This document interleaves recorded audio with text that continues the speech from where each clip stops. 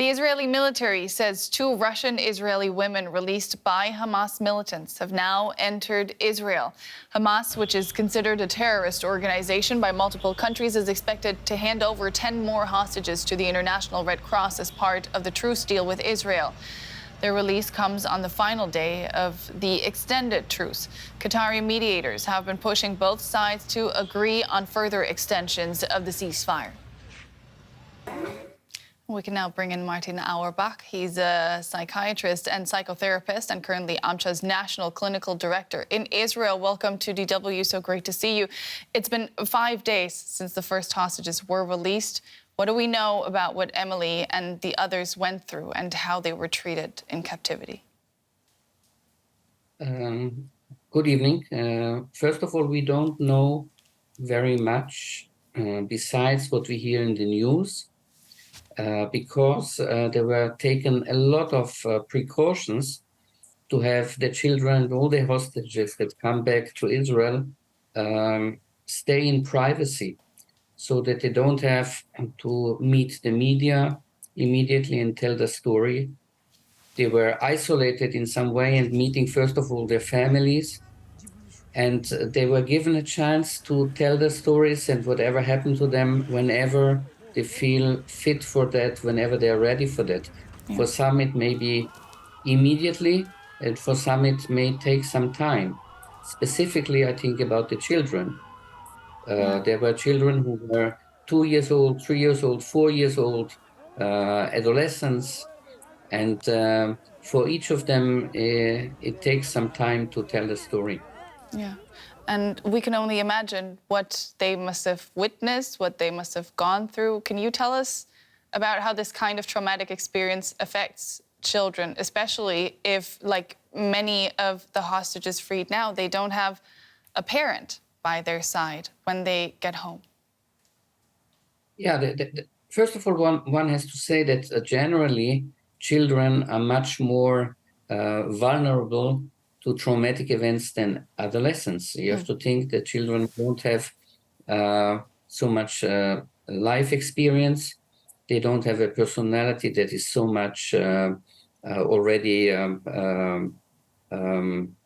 would say, developed. And they have very much the need to be together with parents or other caregivers. So what we know about the children that were in Gaza, we know that part of them were kept in houses above the ground, and part of them were underground in tunnels. We know about a 12-year-old hostage who told us that on the way to the place where he was kept, he was beaten by all people around. And then he was kept for 16 days in solitary confinement, which was extremely difficult. And afterwards, he was allowed to join others whom he knows from his kibbutz or from where he came from. And then it became much easier for him. That sounds... For those who were together with their mothers, it was easier. For those who were separated from the mothers, it was really very much difficult. Mm-hmm. Now, apart from, love and hugs from their families and everybody who's welcoming them back home, what kind of professional support do these children need now? Well, the first thing was that there was a big question: how should they get the news? How should they be updated about what happened in the last 50 days? Some of them did not know that part of their family members were killed, and they had to hear the news. The military who took them on the border got an order not to tell this news. These are news that were given by family members. That's the first thing. And then they were asked how they want to be in the first days, whom they want to meet. And so gradually to be opened to the surrounding. They will not be meeting all their friends and all the kibbutz members at the beginning. We start very, very small family, close family, and then open up gradually. They even were told that they can stay in the hospital as long as they need, and then they can choose where to go. After being in a hostage where you don't have any choice to do what you want to do, you are told when to go to bed, when to talk. This is what children tell us. They were told not to talk loudly. A small child, 9 years old, came back and is just whispering now. She cannot talk normally again because she's afraid to talk aloud. You understand? So it needs time. Now, how therapy will be over the next periods of times, it's very difficult to know. There are children and adolescents and adults who are very strong and really can cope and recuperate relatively easily. And there are people who need for many, many years treatment. Yeah. So it's very individual. You cannot know it in the beginning. Yeah. You have to follow them. And just another point, that it's very important not only to give professional help to the victims, to the people who were captured, to the hostages, but their family members need a lot of help. Sure. One day at a time. That was Martin Auerbach, head of the Haruf Institute. Thank you so much. Thank you. Good evening. Sami Sokol is in Jerusalem and has more. Sami, what's the latest on today's releases? Well, the latest development is that those 10 Israeli hostages, and we're talking about 5 women and 5 children, have been handed over to the International Red Cross in the Gaza Strip. So there has been that handover that we've been waiting for many hours. Apparently, there were some logistic issues. Earlier, 2 women came in. These are women that were given as a gesture to Vladimir Putin, to nationals that are both Israeli and Russian. And they've been received by crowds that were waving the Israeli flag.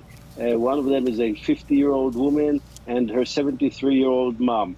At the same time, I can tell you that north of Jerusalem, in the Bitunia area, you have Palestinian families that are waiting for the release of 30 Palestinian prisoners. And now that today's group of hostages has been handed over, as you say, does that mean that the truce will be extended? Yes, the plan is that this truce will be extended. There is still negotiation as to who will be on this list. Hamas has some difficulties, and it has said that it is having difficulties in finding some of the hostages, because the hostages are kept by various factions inside the Gaza Strip. But there is an agreement already with Israel that some of those that will be in the coming batches will be also men, elderly men. So we can expect, at least for tomorrow and the day after, to have a similar formula of releasing of 10 Israeli hostages, and in return, Israel will be releasing 30 Palestinian prisoners. Then, of course, there will have to be more negotiations for kind of like a bigger program, or now, maybe a ceasefire. Yeah, while these diplomatic efforts continue, the Israeli army says there is an anti-terrorist operation underway in the West Bank. What's happening there? Indeed, there was a large-scale operation in Jenin, in the Jenin refugee camp. The standoff lasted more than 13 hours. During this operation, a very senior commander of the fighters in the Jenin camp, something known as the Jenin Brigade, which is affiliated with Islamic Jihad, a person known as Muhammad Zabedi, he was killed. An associate of his was killed. But maybe more shocking We saw there a killing of an 8-year-old child, and we also saw another 15-year-old Palestinian child that was killed. So we're talking about a very aggressive campaign, also in the Abu Sina hospital in Jenin. And we've also seen the Israeli military going into the camp with bulldozers and destroying the infrastructure of the camp, the civil infrastructure of the camp.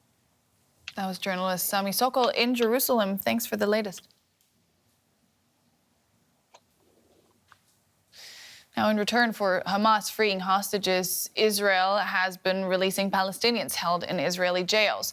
By Tuesday, a total of 180 Palestinians had been released. DW correspondent Tanya Kramer reports on one of them, a 17-year-old whose family says he was arrested and detained after throwing Molotov cocktails. For days now, Amani al-Muhlabi has been anxiously waiting for this moment. Her 17-year-old son Hamze was expected to be released from an Israeli prison as part of the delicate truce agreement between Israel and Hamas. He's been in prison for 10 months.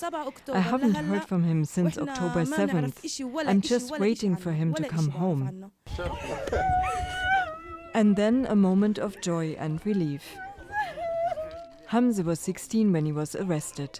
The Israeli prosecution accused him of, amongst other things, supporting terrorism, grievous bodily harm, and arson on nationalist grounds.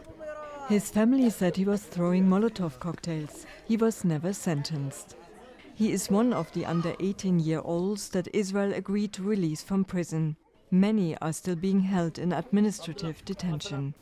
I'm just excited to be among my people and with my family. I feel extremely happy now. Nobody here wants to talk politics, as there's fear that they could be easily re-arrested. Amani al-Muhlabi, as a mother, is worried about her son's health. I'm upset. My son wasn't like this. Every week he had a haircut, he was wearing nice clothes. He's not like he used to be. He's changed a lot. For now, the family is just relieved that their son is back home.